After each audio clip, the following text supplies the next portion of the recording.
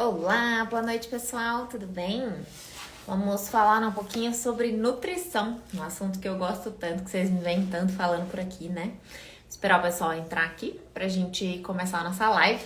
Hoje eu tenho uma convidada especial, a Marina, nutricionista minha xará, e a gente vai falar um pouquinho sobre a nutrição nos 1000 primeiros dias. Então vamos esperar o pessoal entrar, acho que a Marina já até tá aí. Deixa eu mandar aqui um pedido de convite para ela. A gente já entrar aqui na nossa live. Para quem está entrando agora, seja muito bem-vindo. Eu sou a Marina Giatti, para quem não me conhece, eu sou pediatra aqui do Criança em Crise. Oi, Mar. Olá, boa noite. Boa noite, tudo Tudo bem? bem? Bem, você? Tudo jóia também.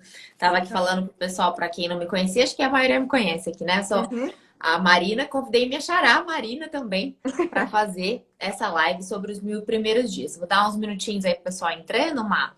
E você tá me ouvindo combinado. bem? Tudo certo. Nossa, o cabelo aqui que tá. Perfeito. Ai, gente, muito bom, né? A gente está entrando essa semana numa série de lives sobre, a gente chama de o bebê normal, Semana do Bebê Normal, que a gente fala sobre o que é esperado de um bebê, né? Então, muitas mães de primeira viagem têm bastante dúvida. Então, acho que eu quis trazer essa live justamente para a gente entender um pouquinho da importância da alimentação para a gente ter um bebê normal quando ele nasce, né? Um bebê normal, um bebê saudável. Então, gente, para quem está entrando agora, muito boa noite. O tema da live é os 1000 primeiros, alimentação e nutrição nos 1000 primeiros dias. E eu vou deixar então a Marina se apresentar para a gente começar esse nosso bate-papo. Isso aí. Bom, então, primeiramente, pessoal, boa noite, né? Obrigada a todo mundo que está entrando, pleno feriado. Vocês estão É todos aí meio verdade, segundona de cansados, feriado. né? Mas para ouvir informação de qualidade, acho que isso é muito importante, né? Então, eu sou a Marina, sou nutricionista, faço doutorado na Unicamp, eu e a Mar, a gente até se trombou por isso, né? De estudar, ter Sim. essa... Tipo, eu falei, estudo DORAD, que a gente vai comentar um pouquinho hoje, fiz minha especialização na USP, em pediatria, e a gente vai se atualizando, né? Então, eu trabalho aí na clínica em materno-infantil, então, gestantes aí até adolescentes, e a gente fala o quão importante é a nutrição nesses primeiros 1000 dias. Então, acho que já até quem está na live, coloca nos comentários, né? Se vocês sabem o que são os 1000 primeiros dias, se vocês já ouviram falar alguma coisa, que a gente vai falar bastante coisa importante hoje. Bom, vamos ver se sempre tem um delayzinho aqui, né, nos 1000 primeiros dias, mas eu gosto bastante desse termo, né? Acho que é um termo novo, mas não tão novo, né? E que cada vez mais a gente sabe da importância da nutrição e dos hábitos de vida no geral, né? Nos 1000 primeiros dias. Então, para quem não sabe, gente, os 1000 primeiros dias eles começam a partir do momento da fecundação, né? Então, a partir do momento que você está grávida até os 2 anos de vida do bebê. Então, esse período aí somando dá 1000 dias. Hoje em dia eles falam até de 1060 dias, né? Que é o período pré-concepcional, que é importante também. Então não adianta a gente engravidar de qualquer jeito, né? Sem se preparar antes. É claro que quando a gente engravida, a gente acaba tendo uma preocupação muito maior com a nossa nutrição, mas o conceito dos 1000 primeiros dias, então é isso. Então a gente vai dividir essa live na gestação, né? Na amamentação, nessa fase do bebê, depois até a introdução alimentar e uma alimentação depois de um ano. Vamos passar pelos pontos mais importantes. E, Má, antes de começar, você quer falar um pouquinho sobre um conceito que eu até falei esses dias nos stories, que é sobre a epigenética. O que, que a Tá? epigenética pode fazer pra gente e o que, que ela tem de importância na nutrição nesses primeiros 1000 dias de vida. Eu acho que é super importante a gente falar, e eu gosto muito de exemplificar a epigenética, né, para os meus pacientes e para as pessoas, da gente pensar assim, né? Se vocês que estão assistindo, vocês têm irmãos, né? Então, assim, se vocês responderem que sim, comecem a analisar se vocês são iguais aos seus irmãos. Questão de peso, de jeito, de doença, de não. E a maioria vai responder que não, né? E eu falo, aí eu rebato, eu falo, mas como não? Se vocês são da mesma mãe? Então, essa é a epigenética, né? É onde os fatores externos, eles acabam modulando a esses genes, né? Esse DNA, e aí repercutindo na vida adulta. Então, eu tenho o mesmo DNA, às vezes a gente fala assim, é culpa da genética, é culpa da genética. Opa, pera lá, né? Eu falo assim, calma aí. Mas é muito importante os fatores externos, porque a mesma mãe, né? Ela teve diversos fatores aí colaborando ou não, né, para o desenvolvimento desse bebê, que é o que a gente vai falar hoje. Então, assim, Aí a gente estuda muito essa epigenética, né? Cada vez mais, né, Má? Então, assim, o que que a gente pode mudar? E a gente que trabalha aí, também a gente fala, né, da medicina integrativa, além da nutrição, né? O que que a gente vai fazer com você, mãe? Vai tentar acalmar, vai tentar melhorar o estresse, vai tentar, né, de pouquinho em pouquinho, fazer com que esses fatores não interfiram. Então, essa é a epigenética em si. É, a gente sabe hoje que 20% então do que acontece, das doenças crônicas, de tudo que a gente tem, é determinado pela genética. Então, aquela carga que a gente carrega que não dá para mudar. Agora, 80% está relacionado com o que a gente faz com essa informação genética.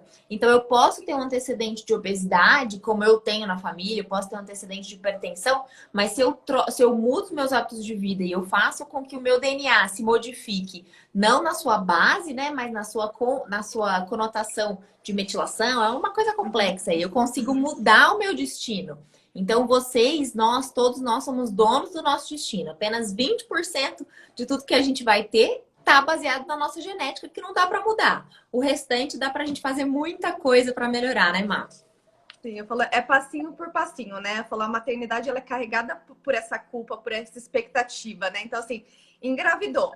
Aí sempre, nossa, que tipo de parto? Aí teve o parto. Ai, meu Deus, aleitamento materno. E é assim, né? Degrauzinho por degrauzinho. Então, assim, aconteceu, a gente fala, vamos tentar parto natural. Se aconteceu alguma coisa, né? Teve alguma intercorrência, foi cesárea, tudo bem, vamos tentar o aleitamento materno pra gente conseguir essa proteção. Então, sempre a gente, né, principalmente nesses 1.000 dias, gente, é fundamental, né? É onde a gente trabalha com a origem e desenvolvimento da saúde da doença. Então, é muito importante falar desses 1.000 dias. Sem dúvida. E vamos conversar um pouquinho então sobre a alimentação na gestação, né? Então, o que eu falei para vocês, né, no começo é que, idealmente, no mundo ideal, se você pensa em engravidar, você já, desde hoje, deveria cuidar da sua alimentação, né? Então, não adianta você chegar toda inflamada, toda cheia de vícios, acima do peso, toda desconcertada e engravidar nessa fase. É claro que sempre há tempo de mudar, né? Mas no mundo ideal, a gente deveria começar essa programação já quando a gente pensa em engravidar. Ver se você tem alguma deficiência de nutriente, ver se você precisa repor alguma coisa, começar a mudar hábitos de vida, hábitos alimentares, mas aí engravidamos, chegamos aí na gestação. Conta um pouquinho, assim, do que você acha que é fundamental. Acho que muita gente mandou, o que eu devo comer, o que eu posso, o que eu não posso. A gente não vai falar item por item, né, assim, mas no geral, o que é uma alimentação adequada para uma gestante, Má? Tá, vamos lá. Quando a gente pensa em gestação, né, eu gosto muito de pensar quais os fatores de riscos, né, que podem ali afetar a saúde, né, a nutrição dessa mulher. Então, um é a nutrição materna. Então, se você engravida acima do peso, abaixo do peso, se você tem alguma doença, isso vai impactar, né? Qual vai ser seu ganho de peso durante a gestação? Isso também impacta muito. A outra questão que a gente fala muito são, né, o uso de álcool, de café, de droga. Isso a gente tem alguns profissionais que liberam, mas assim, eu e Marina tivemos até conversando, mas é zero, né? Não tem, porque isso atrapalha, né? Isso tem vias metabólicas e já é sabido, né, da síndrome alcoólica fetal, na questão de deformação e tudo mais. A gente também tem a questão de alteração hormonal, né? Então, se eu tenho uma gestante aí que tem uma pré-diabetes, né? Que pode virar uma DM, uma questão de pré-eclâmpsia, um hipotiroidismo, a gente tem que fazer esse controle também dessa gestante. E também o estresse materno. Então, assim, de novo, né? Aquela questão que eu sempre falo, vocês vão falar, mas isso eu já sei, que é sempre o prato muito colorido, né? Sempre todos os grupos alimentares, diminuir sempre os refinados. Por isso que é importante, né? Que a gente falou, quero engravidar, deixa eu ver como eu tô, porque dependendo, eu preciso fazer uma suplementação individualizada, né? Se eu tô tomando aí um suplemento X e a outra gestante também, outra gestante, eu não tô individualizando. Então, assim, às vezes só com a alimentação a gente não consegue.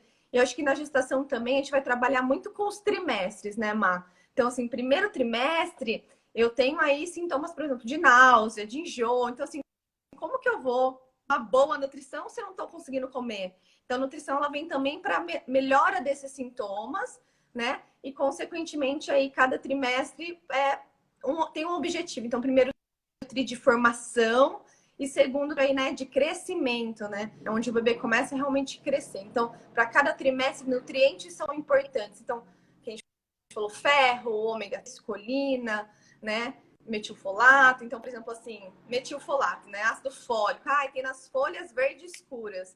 Todo mundo come todo dia, pelo menos, né? No mínimo uma porção? Eu acho que não. Então, brócolis, couve, espinafre, a gente não tem, né, esse consumo alto desses nutrientes. Então, é por isso da suplementação e da individualização. Então, assim, o que não se deve durante a gestação, álcool. Então, de maneira alguma, alguns estudos agora, cafeína também. Antes eu até estava liberando, mas os últimos estudos agora estão mostrando que não tem dose segura. Então, também mudei minha conduta aí.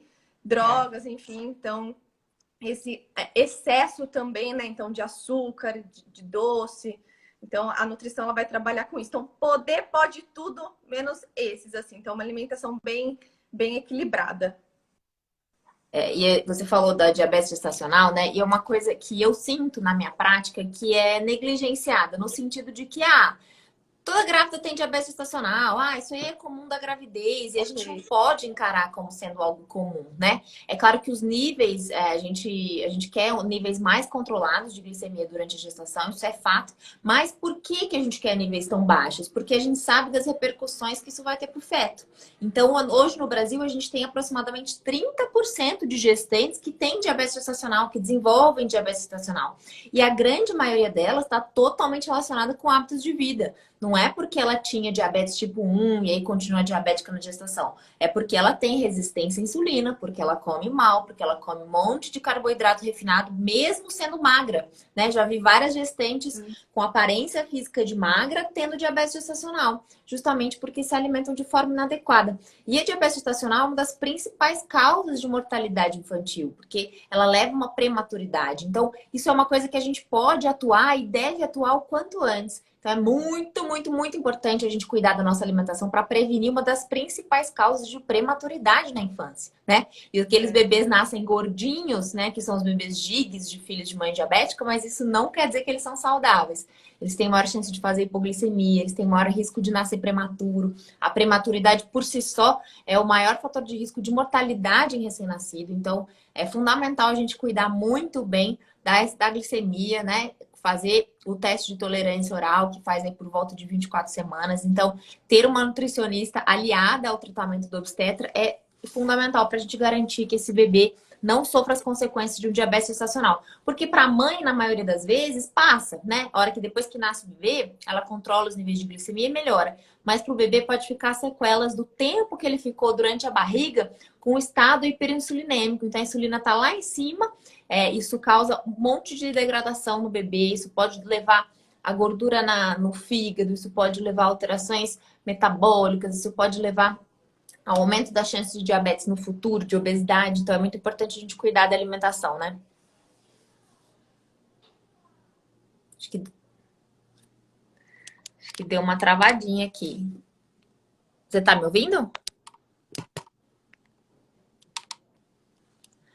Você tá me ouvindo, Má?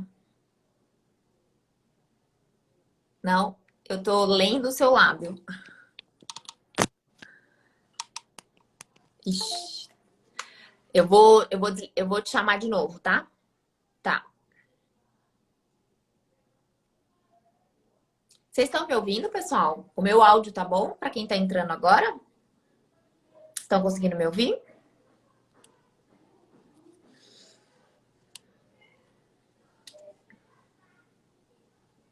Vamos ver aqui se a gente consegue trazer a Marina de volta. Vocês estão me ouvindo? Vocês conseguem me dar um feedback aí? Está ouvindo bem? Tá, obrigada, Laura. Vamos ver se a gente consegue trazer a Marina de volta aqui. Tá conectando. Mas a gente estava falando um pouquinho sobre... Aí, acho que voltou, Mar. Tá me ouvindo? Eu que não tô te ouvindo. Você tá... Fala alguma coisa, você consegue...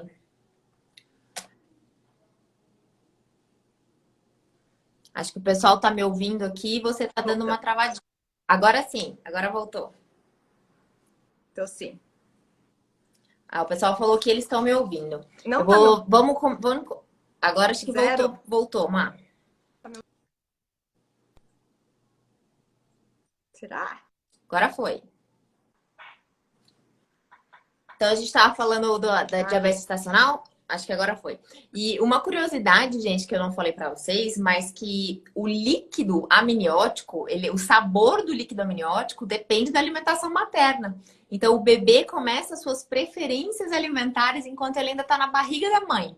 Então, a gente tem que cuidar disso. A gente só come doce a gravidez inteira. É claro que de vez em quando vai comer, é claro que de vez em quando a gente vai fazer exceções, é claro que não é proibido isso, né? Mas o sabor do líquido amniótico determina o paladar infantil, porque é a primeira coisa que o bebê deglute, a primeira coisa que ele entra em contato. Então é interessante falar sobre isso, né? uhum. Acho que isso é muito importante, até falando, dando um passinho atrás do que você estava falando, né? Da questão da prematuridade, a gente vê muito isso. Então, assim, a gestação às vezes é meio negligenciada, sabe? Assim, tô grávida, vou levando. E aonde acontece, assim, tudo.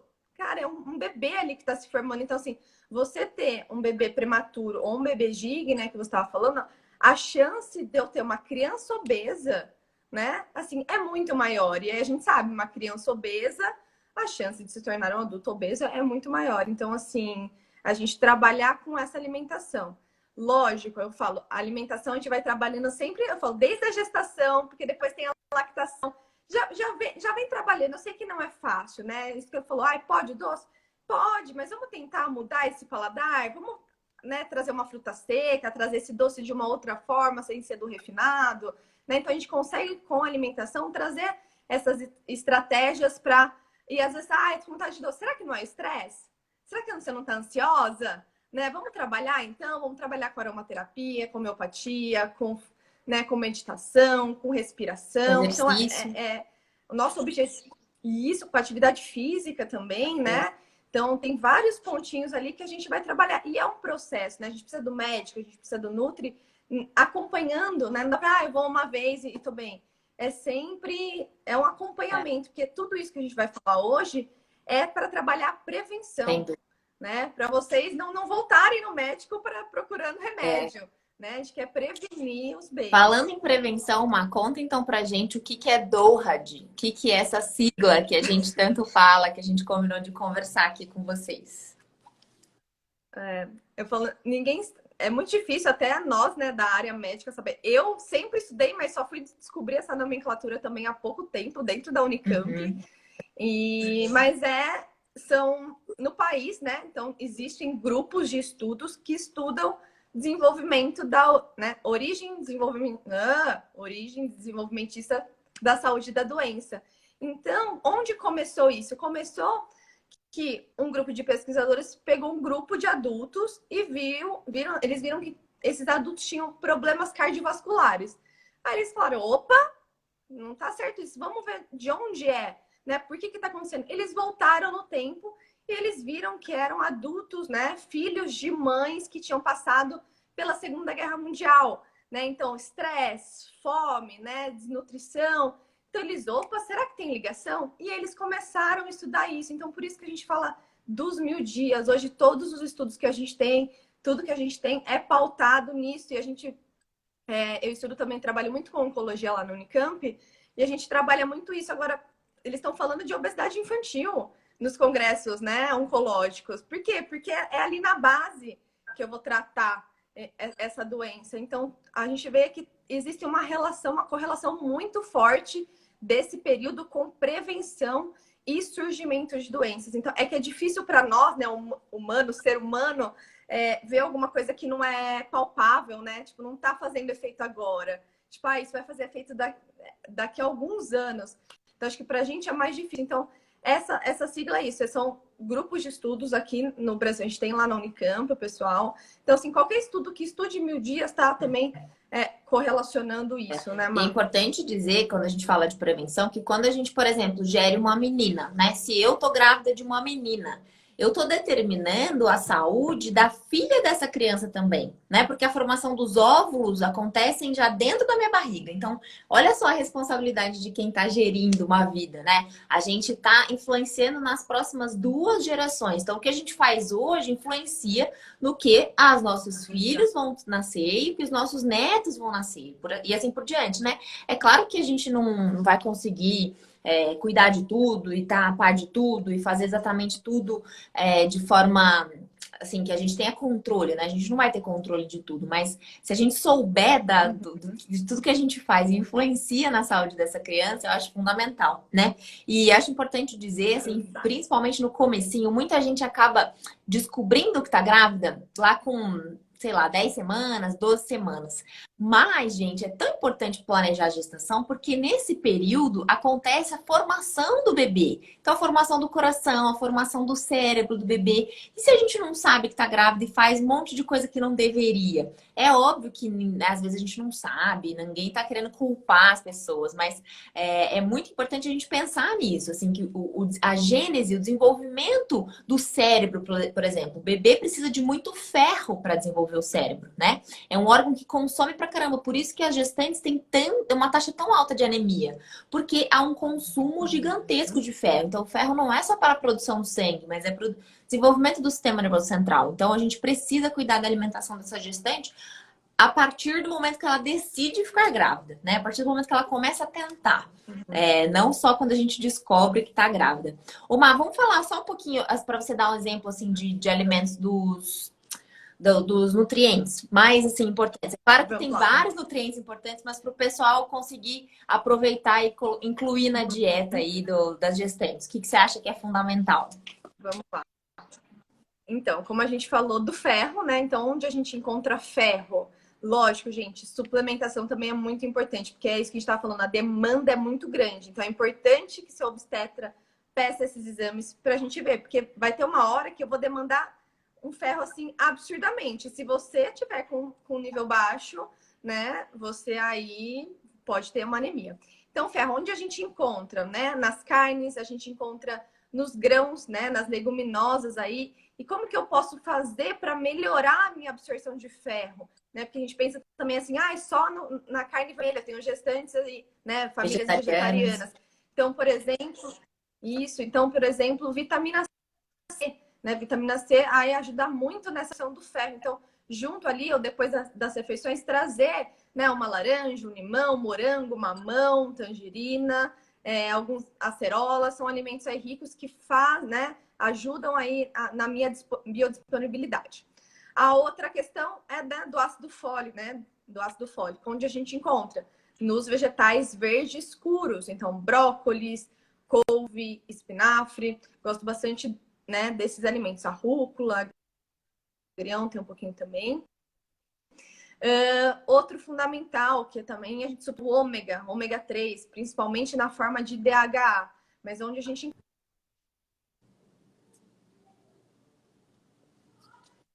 azeite, né? Então, se você pelo menos durante um dia consumir uma colher de sopa, você, dependendo, consegue atingir aí as suas necessidades do dia. Então, a gente tem também colina, biotina, então também nos ovos, nos laticínios, é importante. Então, assim, sempre lembrar também vitamina A, né? Então, assim, alimentos também alaranjados, abóbora, cenoura, muito importante, né? Então, é sempre lembrar, eu falo assim, nosso consumo é sempre não gosto de falar carboidratos e proteínas, mas sempre do grupo dos cereais, né? E das carnes, peixes e ovos. A gente precisa aumentar também esse controle de fibra, eu preciso ter fibra, eu preciso ter nutriente, né? Então, assim, tudo bem eu comer um pouquinho de açúcar, mas se eu tenho uma alimentação rica em nutriente, colorida, tenho antioxidante, né? Eu preciso dos antioxidantes aí. Eu estou produzindo muito radical livre, estou praticando atividade física, isso acaba melhorando. Né? Então, sempre variar. Eu acho que uma das perguntas que vale até para agora, né? O que eu posso trocar o arroz e o feijão? Arroz e feijão é uma combinação ótima, perfeita de nutriente, né? De aminoácidos que a gente fala. Mas assim, quanto mais a gente varia, é importante a gente variar. Que o que eu vejo às vezes? Arroz, frango grelhado, alface, tomate. Não muda, né?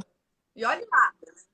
Então, assim, troca, muda o tipo de arroz, muda o tipo, né? Coloca o feijão. Ah, hoje eu vou comprar alface, amanhã eu vou comprar, semana que vem eu vou comprar rúcula, né? Começa a É, variar, eu preciso ter e o próprio variedade. Isso carboidrato, que é né? Tem tanto importante. carboidrato bom que a gente tem hábito, Batata, né? inhame, Mandioca, cará, mandioquinha. batata, outros vários É, carboidratos.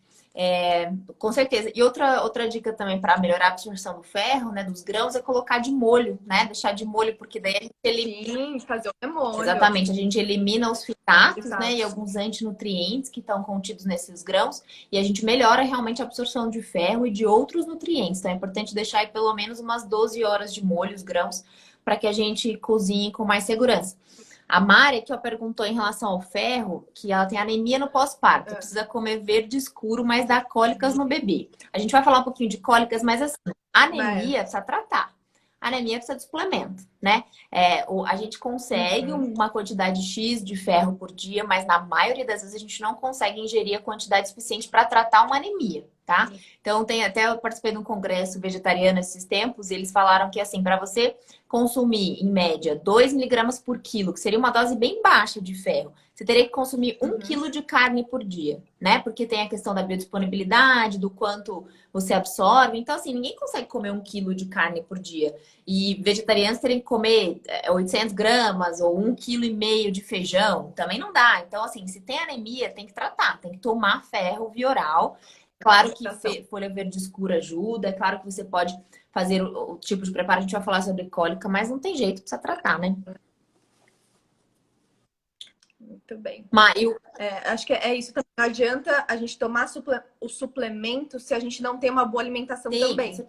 Porque aí esse suplemento não vai ser bem absorvido. Porque se eu tenho uma alimentação ruim, a gente vai falar de intestino, né? Mais sim. pra frente, assim, dessa microbiota. Mas se eu tenho uma microbiota, se eu tenho uma desbiose, eu tenho ali uma permeabilidade intestinal, esses meus nutrientes também, eu falo, é jogar de dinheiro, né? Então, assim, é importante. Eu preciso ter uma alimentação boa para esse suplemento valer a pena também. Não, e você falou de microbiota, acho que a gente pode até comentar sobre isso, né? Muita gente tá preocupada na criança, né? Então, toda gestante quer pensar na saúde do bebê, né? E uma das formas mais eficazes de você promover a saúde do seu bebê é cuidando da sua microbiota, né? Então, é tendo uma alimentação saudável durante a gestação, é ingerindo folhas cruas, comida crua, comida de verdade.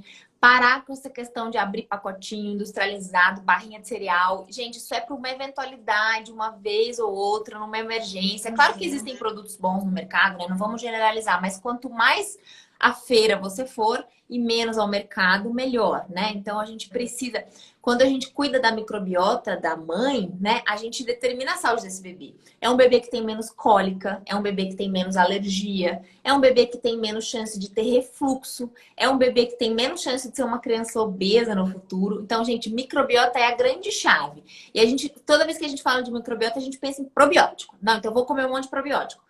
O probiótico, gente, é a cerejinha do bolo. Ele até pode entrar em alguns casos, claro que pode, mas a base da construção da sua microbiota é a alimentação. É a alimentação, é a nutrição. Então, se a gente não come direito e se entope de probiótico, esse probiótico vai só fermentar lá no intestino, não vai acontecer nada, né? Então, você quer que seu filho seja saudável? Cuide de você. Cuide da sua alimentação, cuide da sua microbiota. A microbiota, é legal falar, ela já é formada dentro também da barriga dessa mãe, né? Então, assim, a hora que esse bebê nasce, como que é a formação da microbiota? Ela já tá ali formando dentro do útero materno. Aí, o que vai determinar muito, né, o nicho ali, quais bactérias vão povoar esse intestino? Tipo de parto, né, Má? Então, se é cesárea, se é parto normal. Então, assim, um parto normal, tenho as bactérias ali da vagina da mãe, né? Então, nessa prevenção. Esse bebê, ele tem microbiota da mãe. Então, eu tenho até um protocolo,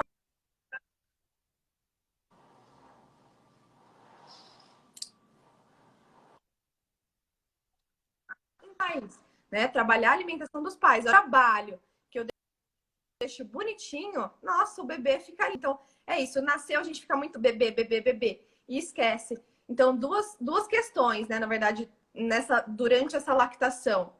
Tem alimento que eu preciso tirar? Não.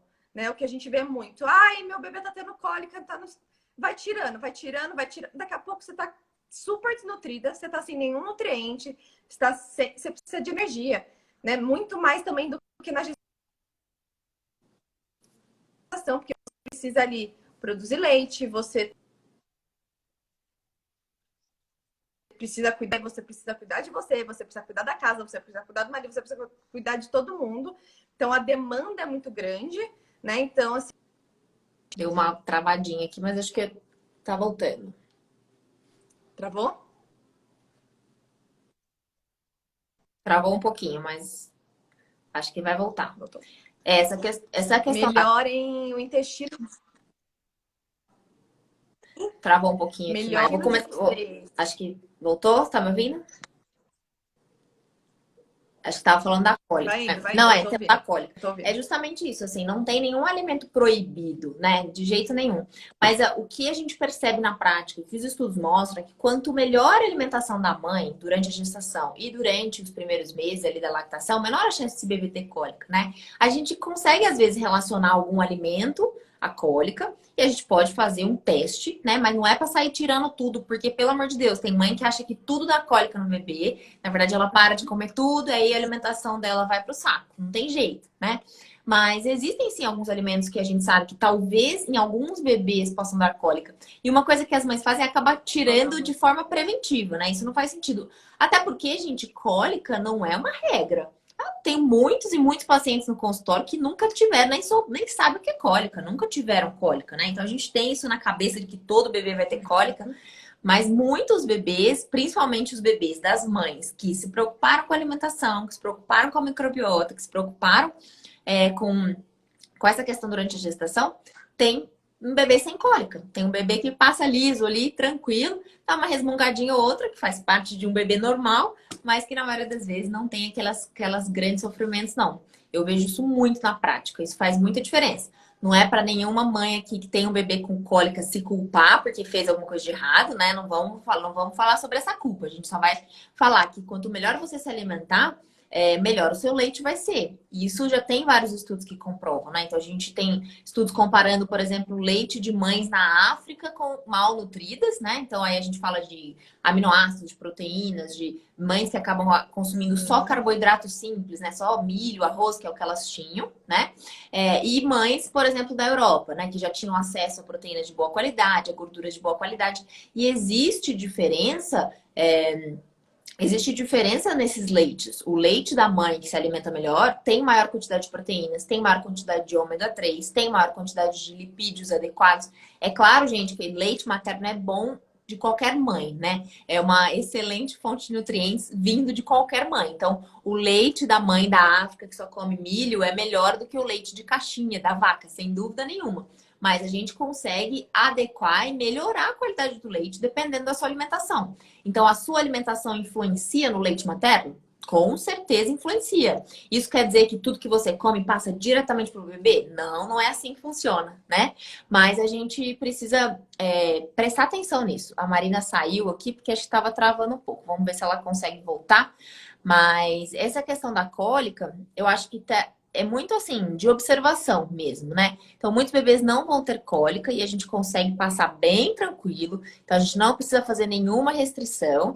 Alguns bebês vão ter um pouquinho mais de cólica e aí a gente vai precisar testar. A gente vai precisar ver quais alimentos que você come, que você sente que faz diferença no bebê. Os principais aí que eu vou falar, mas não é para vocês saírem cortando tudo, prestem atenção, não é para sair cortando tudo, mas é principalmente assim, industrializados, açúcares refinados, refrigerante. Refrigerante acaba dando bastante cólica no bebê, não é que o refrigerante, o gás, o refrigerante passa para o bebê, não, gente, a mãe tem um processo de digestão, né? Não é uma coisa direta. Mas a gente vê que os industrializados acabam causando um pouquinho. Algumas mães, não todas, leite derivados, mas não é uma regra, isso não vale para todo mundo, né?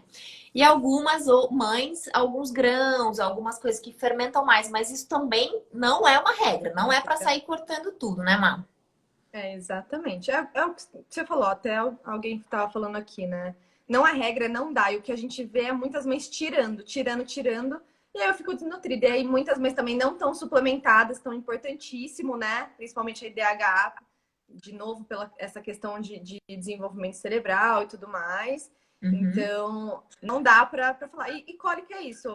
Vai ter ou não vai ter, só que é trabalhar com como que tá o intestino de vocês. Geralmente, o que eu vejo muito no consultório é isso, o intestino da mulher mais preso, né, mais constipado, e às vezes do marido, do parceiro, né, da parceira mais preso. Opa, da mãe mais solta e do marido mais preso. Então, é importante alinhar, né? Então, trabalhar todo mundo. Então, dá para cada um ter uma alimentação. A gente, né, trabalha com a microbiota de todo mundo, a alimentação de todo mundo, e esse bebê aí fica bonitinho. É, aqui a Tamile falou que ela teve uma alimentação super saudável durante a gestação e o bebê dela nunca teve cólica, tá vendo, gente? É super Olha possível. lá. Não tô dizendo que quem se alimentou direito não vai ter cólica. A questão não é essa, a questão de probabilidade e não só da cólica, né? A gente tá falando da determinação de várias outras doenças, né? Uma das coisas que eu vejo muito é a alergia. Então, mães que se alimentaram mal durante a gestação, o bebê tem muito mais alergia. Dermatite, alergia alimentar. Então, gente, a gente tem que lembrar que as alergias alimentares, elas estão associadas à permeabilidade do intestino, né? Então, às vezes, tem criança que toma leite e fica tudo bem. Tem criança que tem o intestino mais permeável, ou seja, as células estão mais abertinhas e tem uns buraquinhos ali no meio do intestino e essas proteínas acabam entrando e provocando uma grande inflamação. Então, quando a gente tem uma barreira tanto da pele, né, para as dermatites atópicas, quanto do intestino, mais, ó, apertadinha, e como é que a gente faz isso? Tendo uma microbiota saudável, comendo direito, comendo fibra, fazendo o nosso intestino funcionar de maneira adequada, a gente consegue, nossa, reduzir muito a taxa de alergias alimentares nos bebês.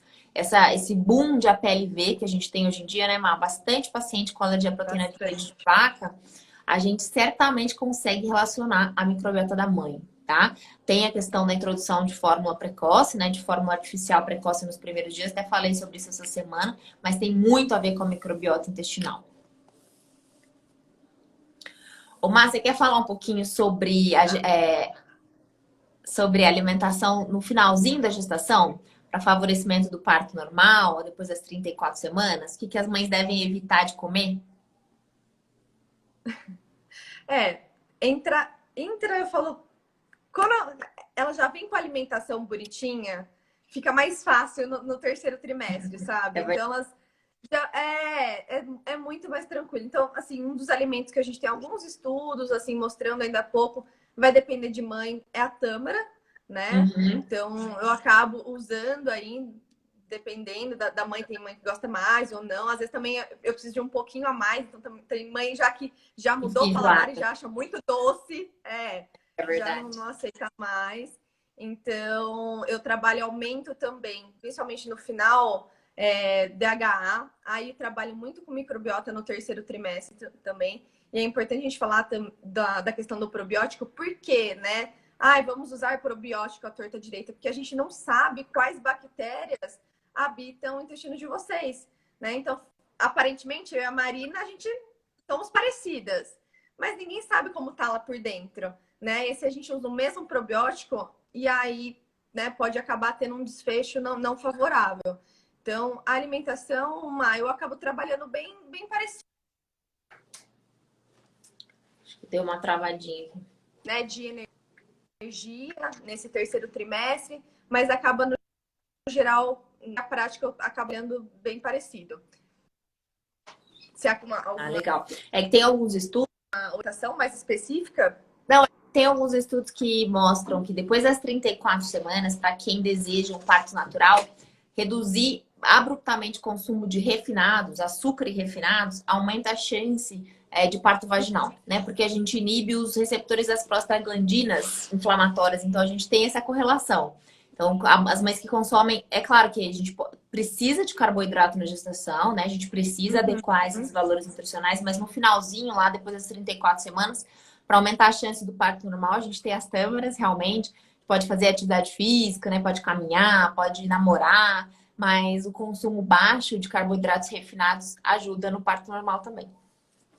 então, mas olha só, entra na questão, até eu não me atento, porque se você trabalhar a gestação desde o início, Desde então, cedo. no início é onde a gente pega esse maior conteúdo de refinado, a hora que você tá lá no final, você não tá mais sentindo falta desse refinado, né? É Então a verdade. gente vê esse consumo maior de refinado, principalmente no primeiro trimestre. E é onde eu tenho esses sintomas aí, né? Ai, tô com náusea, tudo, eu só consigo comer carboidrato, né? Só bolacha, só biscoito, pão, só macarrão. Então, a hora que a gente trabalha todos os trimestres, a cada semana, a hora que chega no terceiro tri, no final, ela tá super bem, tá com uma alimentação bonitinha. Então, eu falo, nem é tanto que eu te perguntei, porque isso, na minha prática, no terceiro tri, elas já estão lindas e maravilhosas. Não é É tão verdade. comum esse consumo. É verdade. A Mari falou que comeu tâmaras a partir da 36ª teve um parto natural. Que bom. Super rápido. Não foi só as tâmaras, foi muito mais coisa do que você fez. É, A tâmara pode ter dado um empurrãozinho final, mas certamente você fez várias outras coisas para se permitir ter um parto tão bom assim, né? E, sim, Má, acho que é importante a gente falar isso, né? Que não tem uma coisa que vai fazer com que é um conjunto de fatores, né? sim, Então, eu fiz isso. Não, gente, é sempre o conjunto de fatores. Ah lá, físio, né? Fez atividade. Cara, é uma série de fatores que vão, né, favorecer aí. favorecer Má, você.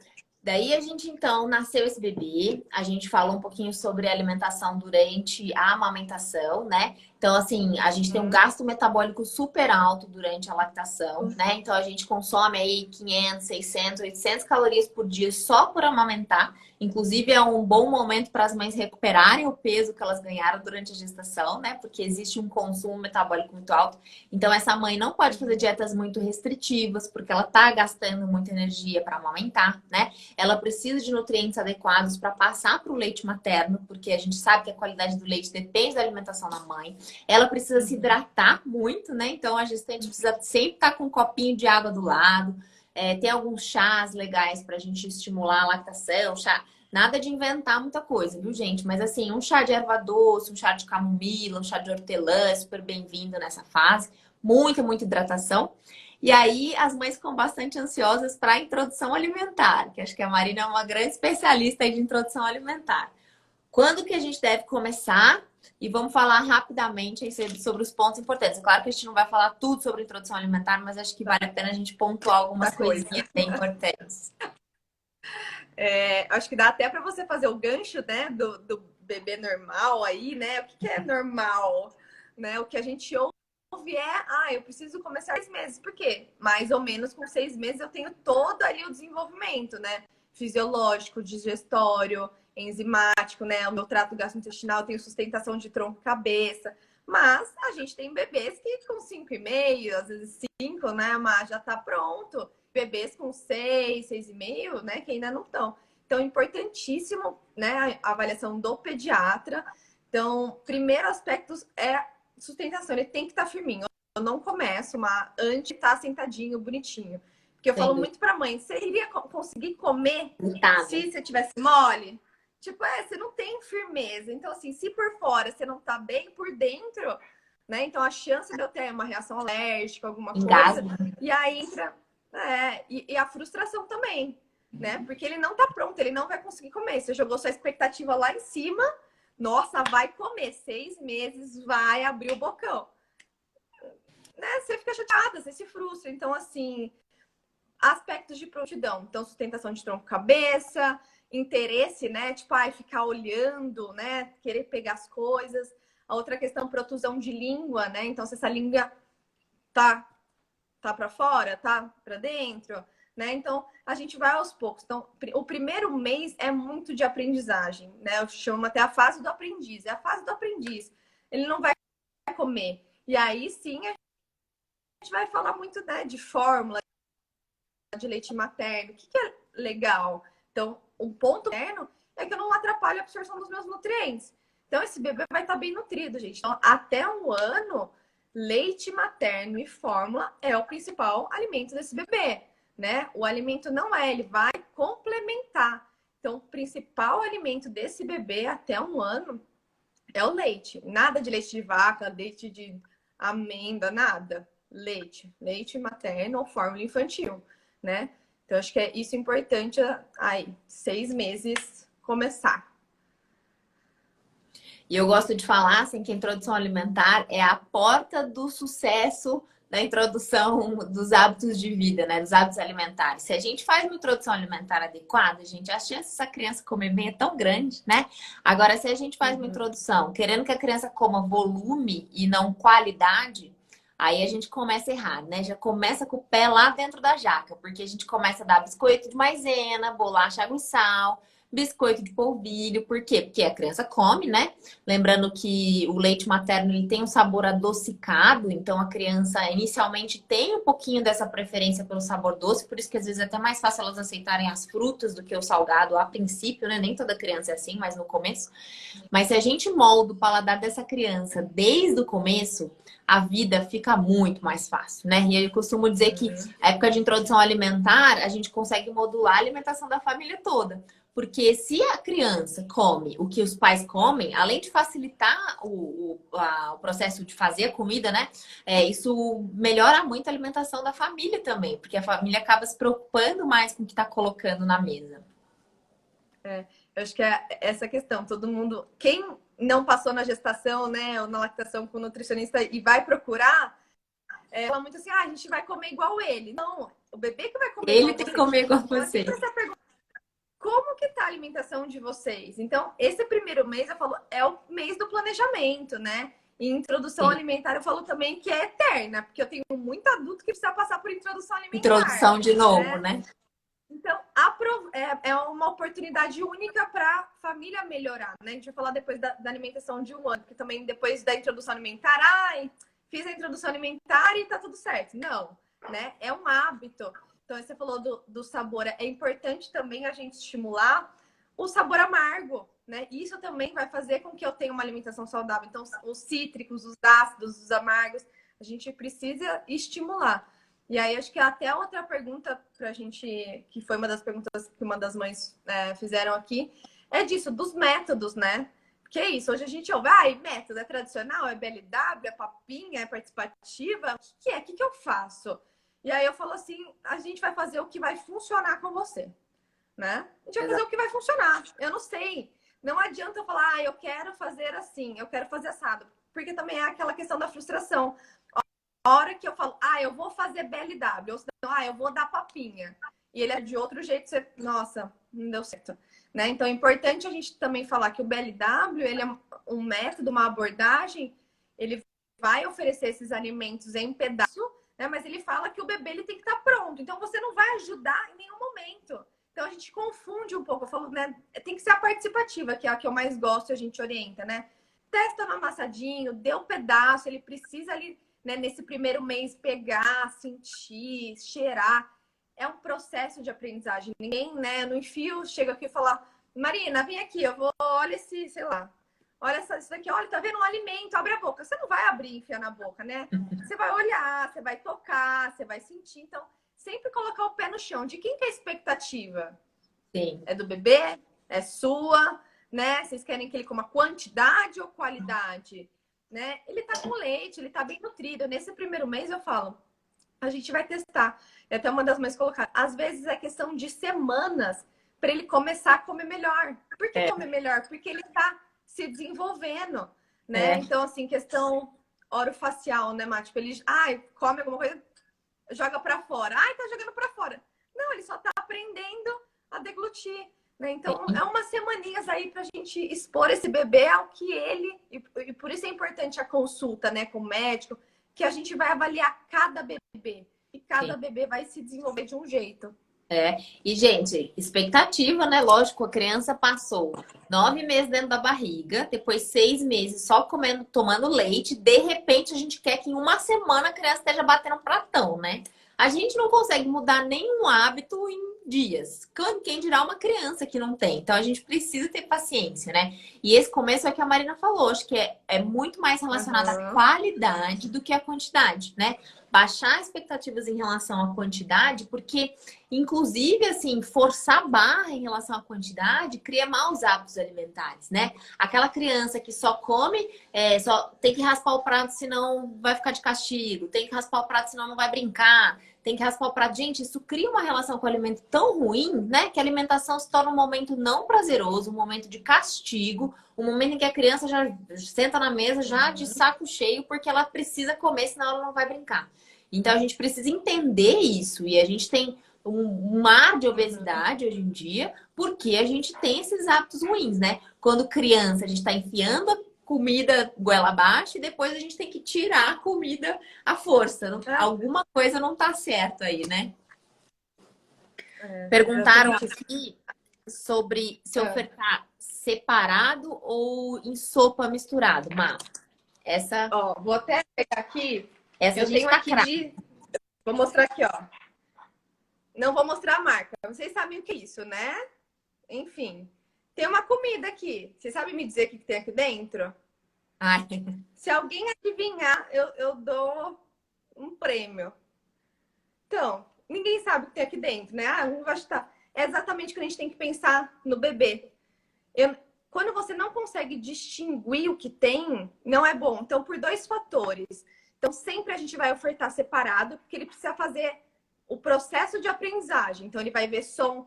Filho, olha, banana, banana, branco, cheiro, textura. Ele vai fazer essa ligação, né? E ele precisa de textura. Até uma das mães perguntaram da carne, né? Então, banana eu consigo amassar bem amassadinha a carne.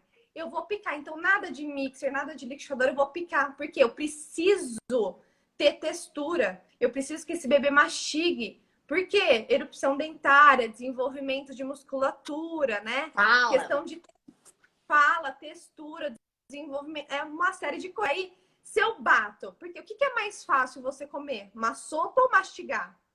Uma sopa, óbvio. Então, assim, se falar, o bebê também não quer uma maravilha. Eu vejo muito das avós, né? Bateu tudo, nossa, comeu. E é aquela questão da quantidade. Beleza, se você quer quantidade, e aí eu falo um caminho sem volta. Se você misturou nesse começo, para depois voltar é muito difícil. E aí eu posso ter uma recusa muito pior lá na frente, que é uma criança que não vai conseguir sentir textura, que não vai conseguir mastigar, né? Então, assim, sempre separados e os alimentos mais fibrosos, mais duros, bem picadinho. Ou se você for ofertar, né, sempre lembrar também, deixa eu pegar qualquer coisa, sei lá, do copo aqui. Qualquer alimento que se você for cortar, maior que a mão, né? Eu preciso ter, então a gente fala sempre em palito, né, para esse bebê segurar e ter esse pedaço. Então, ele não vai conseguir nesse primeiro mês comer. Então, eu sempre falo para a mãe, ele não vai comer. Ele não vai comer, ele vai se sujar muito, né? O cocô vai ficar fedido, vai ficar um caos. Esse primeiro mês não. Então, sempre. Então, nada agora também, começo de introdução, nada de receitinha, nada. Alimento, gente, natura, alimento, cozinha, né? Então, é importante aí. A Carol perguntou aqui em relação à saciedade do bebê, né? Foi uma boa pergunta.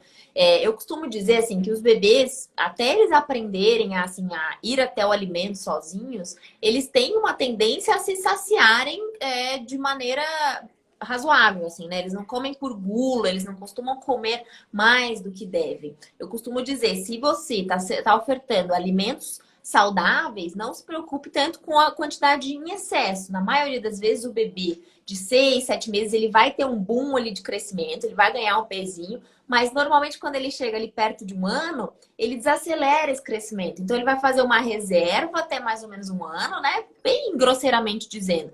E depois ele desacelera. Então, nessa fase, é comum que as crianças comam super bem, né? Lá para os 7, 8 meses, aquele pratão. E aí, depois, chegando perto de um ano, as crianças passam por aquele processo de seletividade, acabam ficando comendo uma quantidade um pouquinho menor e tá tudo bem, tá? Então, se você tá ofertando alimentos de verdade, comida de verdade, não se preocupe tanto no excesso. A criança não vai comer por gula, não é? Ela não tem esse sistema de saciedade, ainda não tá desregulado, igual a gente, que come sem ter fome, né? Que come até ver o fim do pote. A criança tá bem virgenzinha, bem pronta para a gente fazer essa introdução de forma adequada. Pensar nisso, né, Mas assim, eu sempre falo, sempre falo assim, como que você gostaria, né? Só pensar no leite. Quando ele quer mamar, ele pede. Quando ele quer parar, e é a mesma coisa com a alimentação. Então, eu sempre falo assim, você ia gostar de eu chegar e, se eu fizesse isso? Então, assim... Sim. Com certeza. E assim, a criança Gostar de que é um bom. mordendo ali uma mesma textura, uma redinha. É verdade, sem dúvida. Aquela redinha lá não tá com nada, né? A gente perde muito nutriente, perde fibra e a criança fica chupando um pedaço de plástico e não desenvolve mastigação, sem dúvida. Perguntaram aqui, Má, sobre uma sugestão de livro para IA. A gente, bom, a Marina tem vou falar do que a gente faz, né? Mas depois, se vocês quiserem, eu coloco algumas sugestões. Mas eu tenho um workshop de introdução alimentar e a Marina tem também uns grupos, né, Má? Tenho curso online, tenho as consultas, tenho os grupos também, então sempre importante. Acho que entrando nessa pergunta, né, de receitinhas e tudo mais, é aquilo também, né? Eu falo muito para os pais. Esse primeiro mês é do aprendiz. Então a gente às vezes quer fazer receita, fazer e sempre é o básico, né? Então assim, eu não preciso de muito também para atingir minhas necessidades, né? Então a gente começa às vezes com 2, 3, aí no segundo mês 4 refeições. Então eu começo a fazer receitinhas, eu falo lá para 9, 10 meses. E eu Sim. nem preciso, né? Nem precisaria. Porque quando eu faço uma receita, eu tenho ali calorias, né? Maior quantidade energética. Então é legal a gente estimular. Sempre, lógico, uma vez ou outra, eu quero fazer um muffin, quero fazer uma panqueca. Ok, mas assim, você nunca erra. Tipo, eu tô com dúvida do leite. Vai na fruta. Então, assim, tá com dúvida, vai no basicão. Então, é importante a gente entender que nesse início é alimento de verdade, in natura. Vai na feira, vai no supermercado, tem que ir pra cozinha, né? Então, assim, não dá pra ficar. E a gente vê muito, né, Má? Assim, bolacha de maisena que a gente falou, biscoito, já entrando antes de 1 ano. Então, assim, isso é desnecessário, né? Não tem necessidade alguma. Gente, e essas receitinhas, né? Claro que por mais saudável que elas sejam, sei lá, um bolinho de caneca de banana, ele tem um sabor doce, né? Então, o que a gente está tentando na introdução alimentar é moldar o paladar da criança com o alimento in natura, né? Então, por isso que a gente orienta a não usar sal, por isso que a gente orienta a não usar açúcar adoçante, mel, nada que adoce. Porque a gente quer que a criança sinta o gosto doce natural dos alimentos, o gosto natural dos alimentos. Se a gente inventa receitinhas, por mais que bater uva passa no meio da panqueca seja saudável, a gente tá provocando, a gente tá concentrando uma frutose ali naquele alimento e tá proporcionando um sabor doce.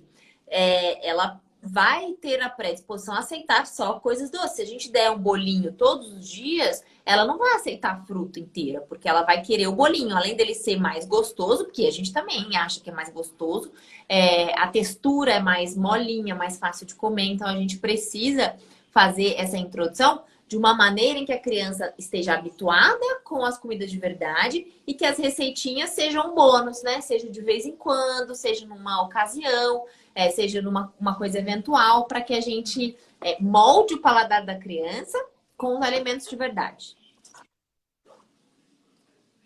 A Marina tá dando uma travadinha aí. Ô, Mai, então vamos falar, acho que falta um pouquinho só. Vamos falar um pouquinho sobre a alimentação depois de 1 ano? Vamos. Então, a alimentação depois de 1 ano é a grande questão que, né? A gente fica super preocupado aí com a introdução alimentar, né? Faz tudo lindo e maravilhoso.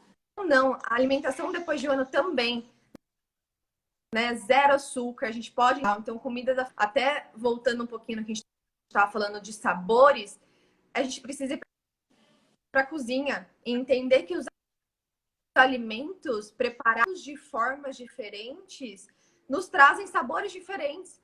Vocês pensarem assim, cenoura, gosto. Cenoura cozida, gosto, e bolo de cenoura tem outro gosto. Então é importante a gente ir para a cozinha, testar, né, outras técnicas. Hoje eu vou grelhar, hoje eu vou assar, hoje eu vou fazer purê, hoje não. Então, depois de 1 ano é isso. Eles diminuem a quantidade, porém, às vezes acaba entrando uma refeição a mais, né, que é o café da manhã. Então, acaba entrando uma refeição a mais ao longo do dia. E sempre assim que eu falo, tentar o mínimo de industrializado possível, né? E se atentar aí aos grupos alimentares. Como que tá os grupos alimentares, né? Se atentar ao crescimento dessa criança, ao desenvolvimento dessa criança, mas não desleixar, porque eu vejo que depois de um ano a gente, tipo, fez um ano, ufa,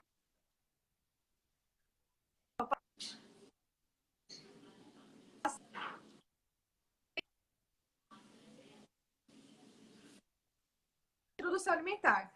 E aí dá uma relaxada. E aí a chance também dessa recusa, né, para frente. Então, assim,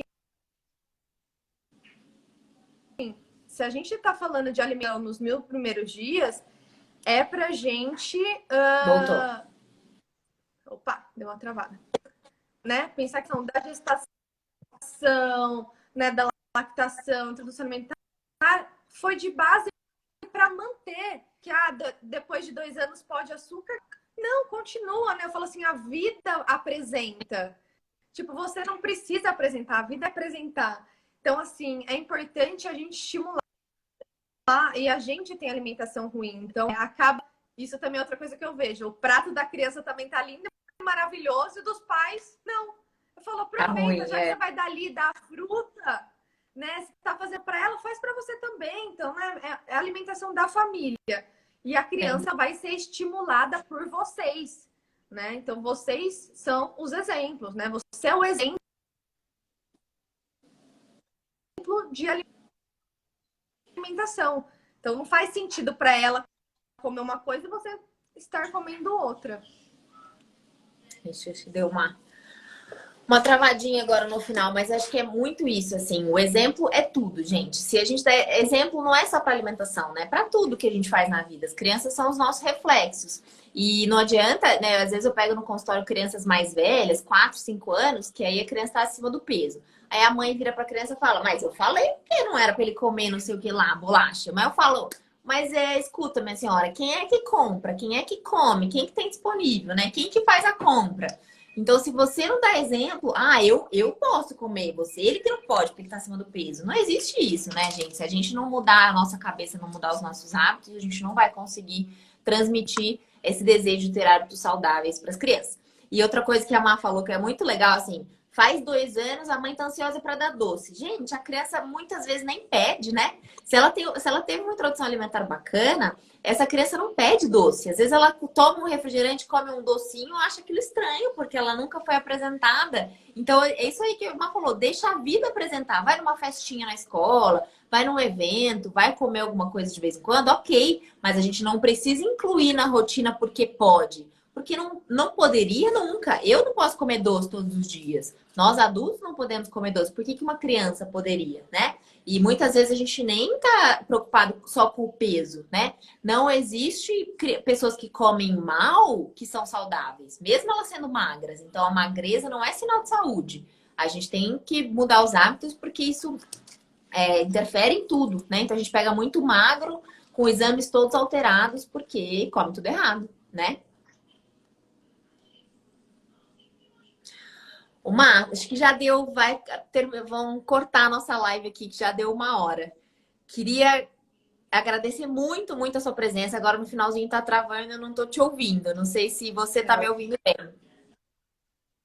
Já deu 1 hora aqui. Queria Meu Deus. agradecer muito a disponibilidade Obrigada, de tempo. Márcia. Muito obrigada mesmo nesse feriadão, você ficar aqui com a gente, passando todo o seu conhecimento. Gente, para quem quer uma nutricionista materno-infantil em Campinas e região, Marina está disponível. Ela faz teleconsulta também, né, Má? Então, fiquem à vontade. Eu acho que toda gestante e toda É isso, mãe de gente. bebê deveria passar com nutricionista. Acho Assim, fundamental. obrigada. Muito, muito obrigada por tudo, viu? E essa live vai ficar salva no nosso IGTV, tá bom? E depois acho que a Mar compartilha lá. Se ficou alguma dúvida, vocês podem mandar na minha caixinha. Ou podem mandar lá no Instagram da Marina também, que ela sempre abre caixinha de pergunta no direct, que a gente tá super aberto para responder, né, Mar?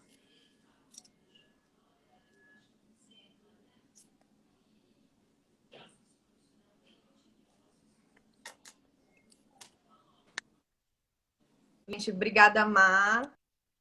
Todo mundo que ficou até agora nem viu o tempo passar, né? Acho que falei tanta coisa. Passou super rápido. Mas espero que vocês tenham gostado da exposição no Instagram, no telefone, mandem mensagem. A gente está podendo fazer essa teleconsulta, então quem não passar. Mas é isso, pensar como a gente precisa ser um pouco mais consciente, né? Nessas nossas escolhas, nesse nosso próximas gerações. Sem dúvida. Muito, muito obrigada. Um beijão e até a próxima. Tchau, gente. Obrigada. Tchau, tchau.